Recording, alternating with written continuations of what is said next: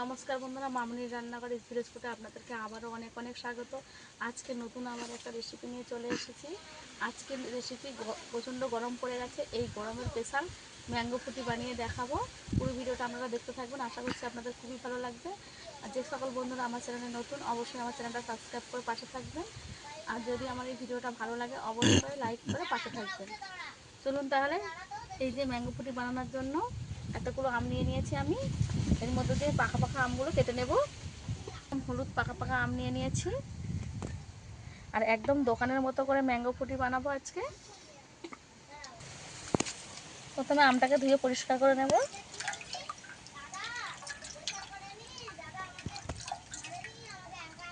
আমের মুখটা কেটে দিয়েছি, এবার একটু ছাড়িয়ে নেব।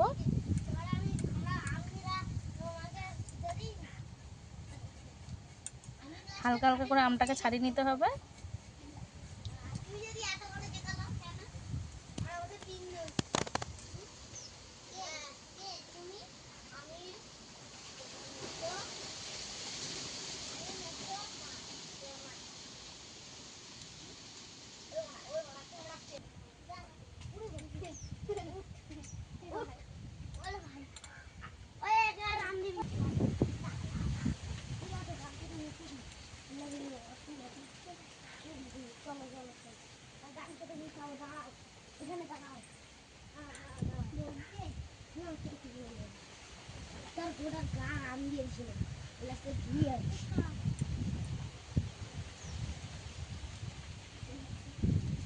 আমটা আমি এইভাবে একদম ভালো করে ছাড়িয়ে নিয়েছি। এবার ছোট ছোট পিস করে কেটে নেব।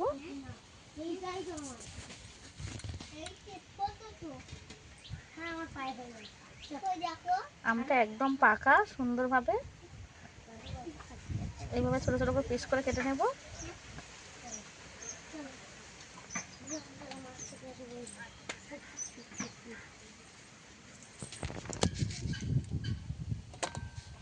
আমটা আমি ছোট ছোট করে পিস পিস করে কেটে নেব।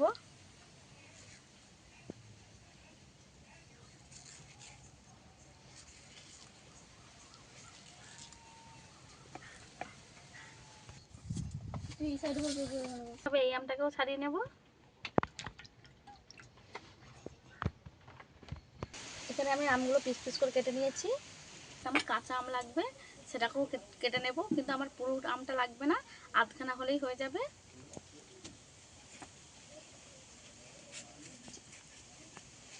ছোট ছোট করে কেটে নেব।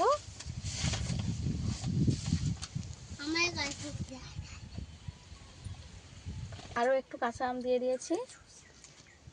কাঁচা পাকা আম একসঙ্গে দিয়ে আমি একটা পেস্ট বানিয়ে নিয়ে আসবো।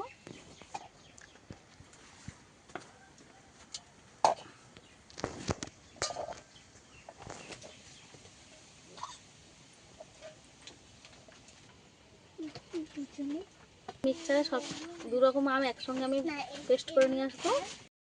ঢেলে দেবো।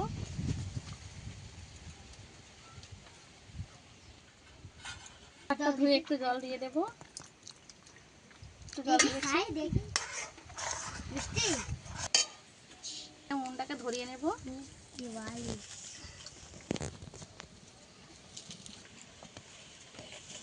উনুনটাকে ধরিয়ে এইদিকে ভালো করে একটু জাল করে নেব। এখানে বাটি চিনিও দিয়ে দেব। এই চিনিটা দিলেই আমার হয়ে যাবে। সব কিছু একসঙ্গে একদম ভালো করে ফুটিয়ে গরম করে নেব।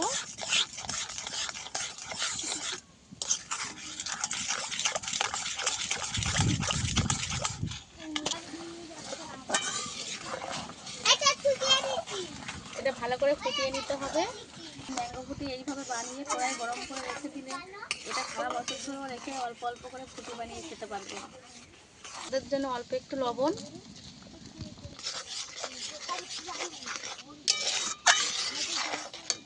ভালো করে একটু জাল করে নেব।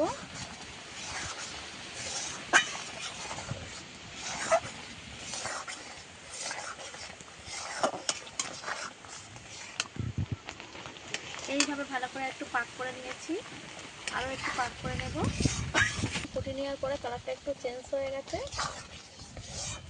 এই আমটা কিন্তু আমাদের প্রচুর মিষ্টি। এবার এটাকে নামিয়ে নেব, নামিয়ে ভালো করে ঠান্ডা করে নেব।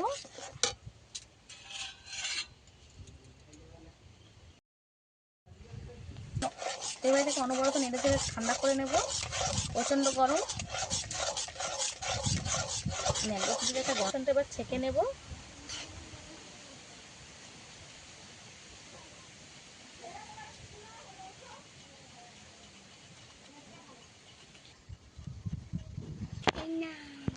এই যে আমের ছিবড়াটা ফেলে দেব।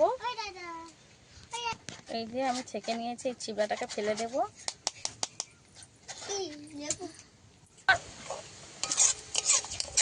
এই যে আমের মিশ্রণটা এটা রেখে দেবো আমি, আর এইটাকে ম্যাঙ্গো পুটি বানাবো এখন। আমি আমের যে মিশ্রণটা একদম ছেঁকে নিয়েছি, একদম স্মুথ একটা পেস্ট বানানো হয়ে গেছে। এবার এটাকেই ম্যাঙ্গো পুটি বানিয়ে নেব। এবার এখানে কনকন ফ্রিজের জল নিয়ে নিয়েছি, একদম কনকনে ঠান্ডা। এই জলটাকে দিয়ে দেবো, করে মিশিয়ে নেব। এই ঠান্ডা জলটা দেওয়ার পরে ম্যাঙ্গো পুটিটা একদম ঠান্ডা হয়ে যাবে। একদম ফ্রিজের জল কিন্তু দিতে হবে, তাহলে খেতে সুন্দর লাগবে ম্যাঙ্গো পুটিটা। একদম দোকানের মতন ম্যাঙ্গো পুটি বানাতে গেলে ঠান্ডা কনকনে জল দিতে হবে।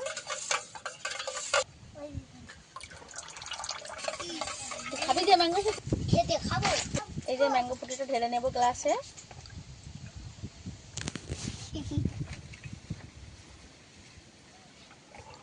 দেখতে একদম দোকানের মতন লাগছে। পুরো করে বরফ দিয়ে দেব, যেহেতু বাচ্চারা খাবে বেশি বরফ দেব না। ম্যাঙ্গো পুরিটা একদম দোকানের মতন হয়েছে, আর দেখতেও দারুণভাবে সুন্দরভাবে তৈরি হয়েছে। এগুলো আমার দুটো বাচ্চাকে দিয়ে দেব। পড়ে যায় না যেন নে।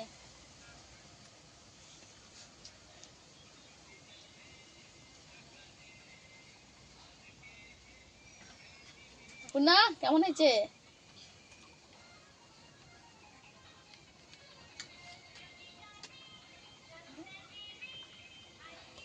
ভালো হয়েছে।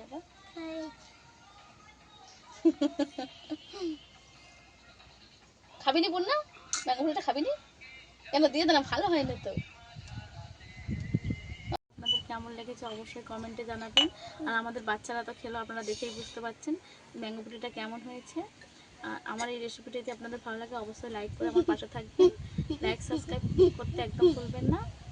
আজকে ভিডিও এই পর্যন্ত, দেখা হচ্ছে নতুন কোনো ভিডিও নিয়ে। ততক্ষণ ভালো থাকবেন, সুস্থ থাকবেন।